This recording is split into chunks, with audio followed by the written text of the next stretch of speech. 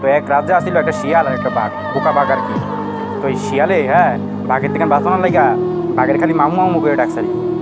মামু আমার খায়েন না, আমি আপনার সেবা যত্ন কইরাম, আপনি শিকার তো দেন, আমার খায়েন না, আমার জঙ্গল থাকতেন। বাঘে কইতেছে ঠিক আছে, তুই যদি আমার কথা মতন চলো তাহলে তোর খাইতাম না, তোর বাসারে গিয়া তুই আমার কথা মতো চলিস। এরপরে গিয়া অনেক দিন যায়, যাওয়ার পরে হঠাৎ করিয়া শিয়ালে একটা শিকার ধরলো, বাঘের কাছে এনে দিল।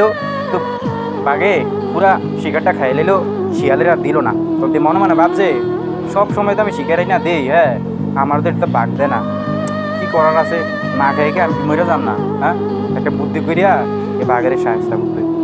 তখন কি তৈল, বাঘেরে কইল মামু মামু আমরা এখনো বিয়ার দাওয়াত পাইছি, তোমার কাছে বলে বিয়া দিব রাজার মাইয়ারে। তো তুমি দুপুর মুপুর কইরা যাইও, তোমার শালাখালি আছে না কতলা, এতারা তোমার সিমটা দিব, থারবা দিব, গায়ে বুকু দেবো, তুমি মাইতো না, বুঝছো নি মামু। বাঘেরে করতে আছে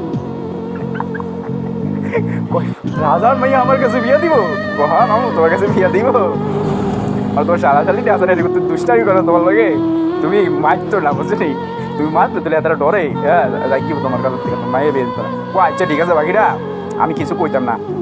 যাক ইয়ালে এক ফাঁক দিয়া রাজার বাড়ির খানা খাইয়েছে, রাজার মায়ের বিয়া দিতেছে আরেক কারণ, ইয়ালের কিরকম ফুংরা বুদ্ধি বুঝতে, ইয়ালে মুঠ খাইয়া বাড়বে বসে বাইন্তর দিয়া, কারণ বাগেরা কইতেছে মামু তুমি যাও, যাইয়া তখন মোর মাথা দিয়া বইও কুতুর পরে, তোমার সারা সালি যাইয়া তোমার মজা করো, তুমি কিন্তু মাইতো না যাইও।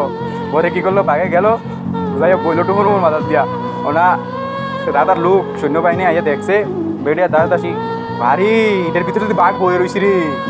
রাজারা খবর দিল, কি বাঘটা এখন দর ধরে এটার বান গেল, যাই এটার ধরলো। বাঘে তো মনে করছে যে তোর এতারা তো শালাশালি হয়েছে, শিয়ালে যে কইছে তোমার শালাশালি আইবো, তুমি কিছু কইও না, চুপ করে বইয়ে থাকো।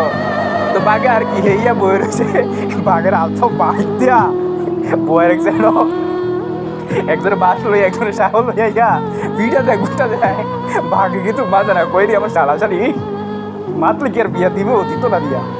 বাঘে চুপ করে বয়ে রয়েছে।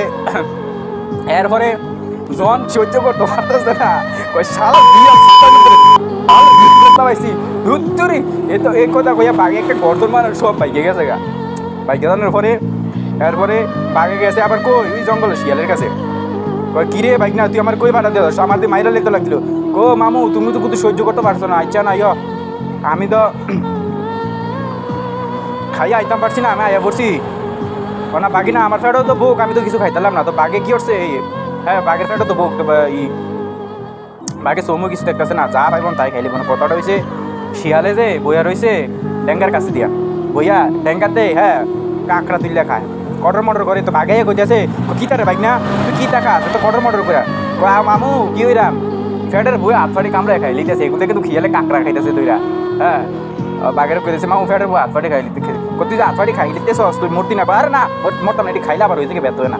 ও বাকি না আমার ফ্যাটও তো বেশি বউ, তোর মামু একটা কাম করেন, আপনি হাতফাটি খাইলেন কামড়াইয়া, এটা আবার উঠতে যাবো না। তো বোকা বাঘে করছে কি নিজের হাত নিজে খাইয়া আপ করে রয়েছে মইরা।